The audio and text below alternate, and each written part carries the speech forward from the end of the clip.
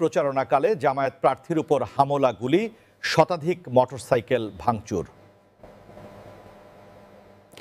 চরমোনাই পীর বলেন, রাষ্ট্র পরিচালনায় ইসলামকে নেয়ার সুযোগ সম্মিলিতভাবে কাজে লাগাতে হবে।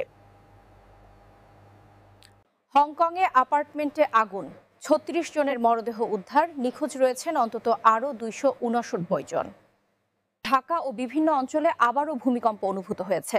রিক্টার স্কেলে এর মাত্রা ছিল 3.6 এবং এর গভীরতা ছিল 10 কিলোমিটার। ভারতে একের পর এক বড় ভূকম্প। এবার ভারত মহাসাগরে 6.4 মাত্রার শক্তিশালী ভূকম্প। বাউল নেতার হুমকি, অবিলম্বে মহারাজ আবুল সরকারের মুক্তি চাই, না হলে ৩০ লক্ষ বাউল শিল্পী মাঠে নামবে। রাজধানীর কারওয়ান বাজার রেলগেট সংলগ্ন ঝুপড়ি ঘরে আগুন লেগেছে। আগুন নিয়ন্ত্রণে কাজ করছে ফায়ার সার্ভিসের 3টি ইউনিট। একটি ৬৪ বছরের সুযোগ এসেছে। আমরা যদি এই সুযোগটি কাজে লাগাতে ব্যর্থ হই, তাহলে ভবিষ্যৎ প্রজন্ম আমাদের অভিশাপ দেবে, পীর চরমোনাই বলেছেন।